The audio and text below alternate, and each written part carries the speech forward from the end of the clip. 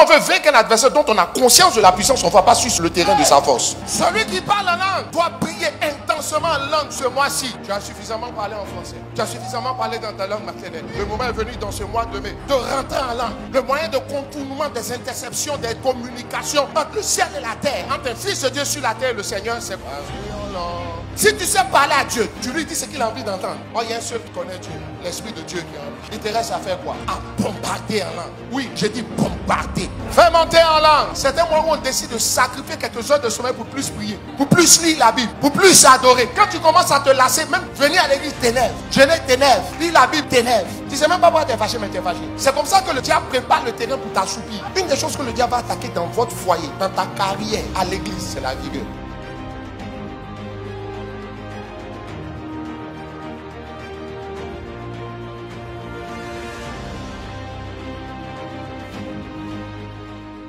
Ne le sais-tu pas, Isaïe chapitre 40 verset 28. Ne l'as-tu pas appris? C'est le Dieu d'éternité, l'Éternel, qui a créé les extrémités de la terre. Il ne se fatigue point, il ne se lasse point. Pendant que tu as les mains levées vers le Seigneur, je déclare au nom de Jésus, tu ne te fatigueras ni ne te lasseras ce mois-ci au nom de Jésus. Tu travailles le lendemain, mais l'esprit va te dire, prie jusqu'à 4 h du matin. Tu n'as pas dormi. Normalement, tu t'es au travail, tu as somnolé. Mais quand tu es parti, tu es requinqué d'une manière. Mais parce que si tu es quelqu'un, tu as dit, ah, si je veille comme ça, je ne pourrai pas travailler le lendemain. Puis tu vas manquer quelque chose de spirituel que Dieu veut que tu fasses pour décanter une situation. C'est pourquoi j'ai dit, je déclare au nom de Jésus, tu ne te lasseras ni ne te fatigueras point. Pendant que tu seras en train de chercher Dieu. Le verset suivant me dit, il dit, on ne peut pas le sonder. Il donne de la force à celui qui est fatigué. Il y a des gens, souvent, ils pensent qu'ils sont fatigués. Ils vont prendre une semaine de repos et puis ils seront requinqués. Mais tu remarques qu'après même les une semaine, là, tu es toujours fatigué. En fait, ça veut dire que ta fatigue, elle n'est pas physique. C'est pour ça que je déclare, au nom de Jésus, à tous ceux qui sont fatigués, il te donne de la force. Que la fatigue soit physique ou spirituelle, le Seigneur te donne la force dans ce mois de mai. Toi qui commençais à t'affaiblir, il augmente ta vigueur. Dans la même phrase, il parle de la force et de la vigueur. On dit, il donne de la force à celui qui est fatigué. La force, elle est mise pour la fatigue physique. La vigueur, il parle de celui qui tombe en défaillance. Ça veut dire quoi? Celui qui s'affaiblit. Ça n'a rien de physique. Donc la vigueur vient pour combler ta fatigue spirituelle. Et la force vient pour combler ta fatigue physique. C'est pourquoi je prophétise au nom de Jésus, dans ce mois de mai, reçois la force et la vigueur. Avec peu de temps de repos ou de sommeil, tu seras requinqué. C'est un moment où on décide de sacrifier quelques heures de sommeil pour plus prier, pour plus lire la Bible, pour plus adorer. Mais le corps, il faut rattraper. Peut-être dans ton corps, tu ne te sens pas bien. Ce n'est pas maladie.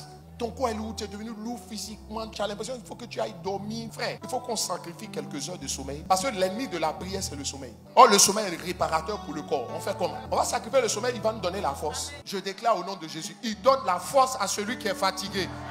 Il augmente la vigueur de celui qui tombe en défaillance.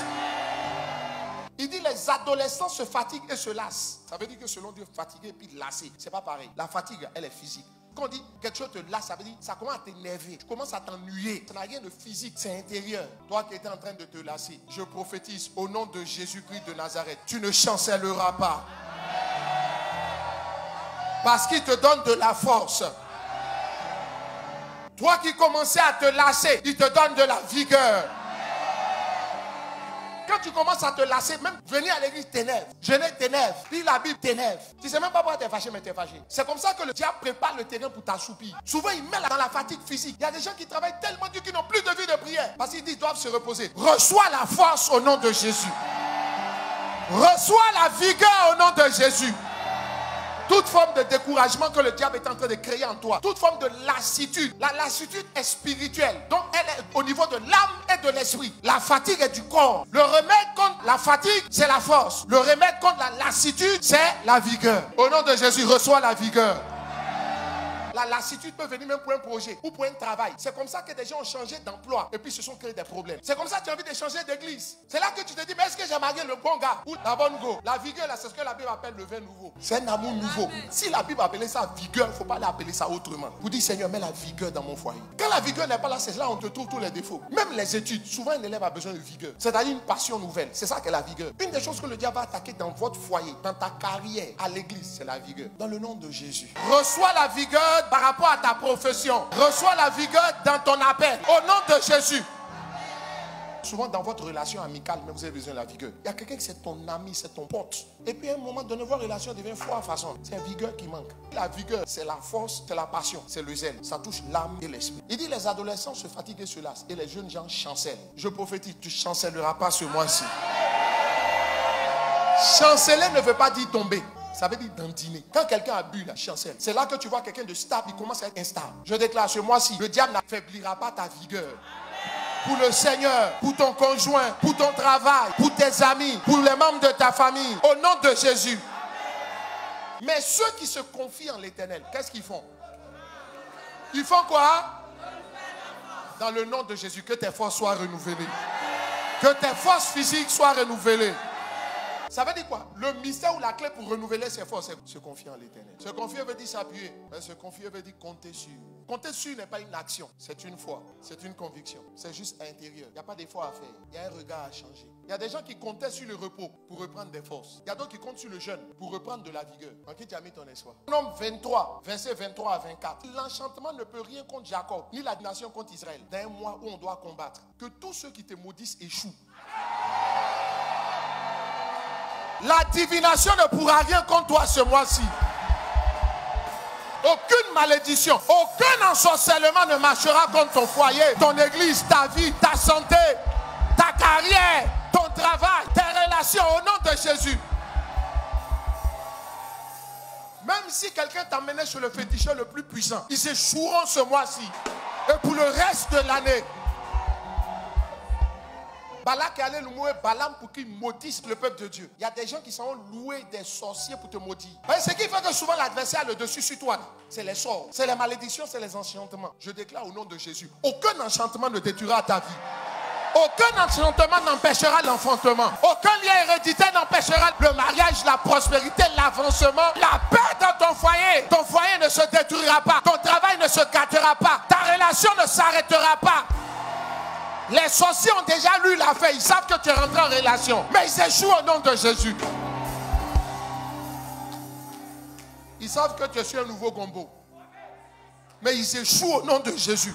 Toute personne qui tentera de t'empoisonner, elle échoue au nom de Jésus.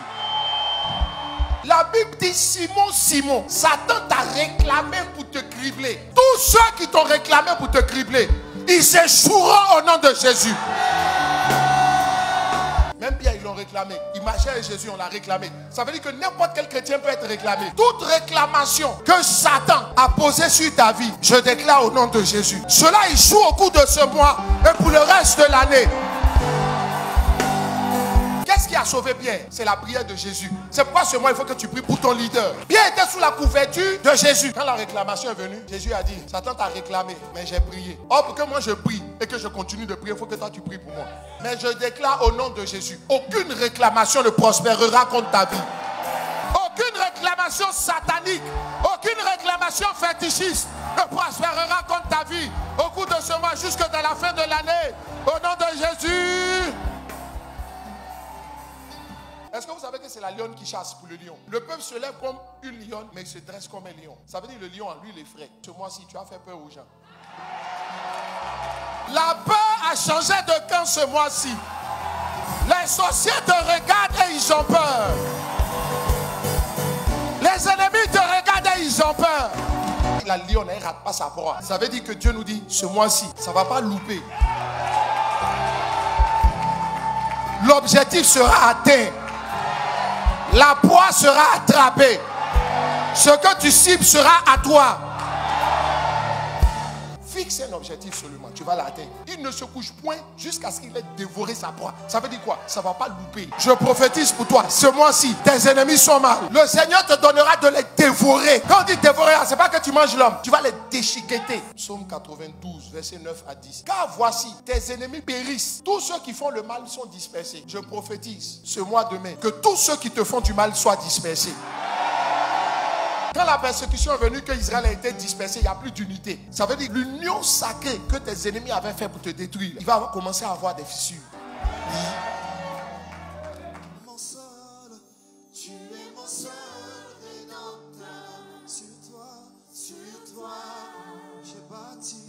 j'ai bâti ma vie. En toi je me confie. En toi je me confie. Tu es mon seul rédempteur. Tu es mon seul rédempteur. Sur toi j'ai bâti ma vie. j'ai bâti ma vie. En toi je me confie. En toi je me confie. Tu es mon seul rédempteur. Tu es mon seul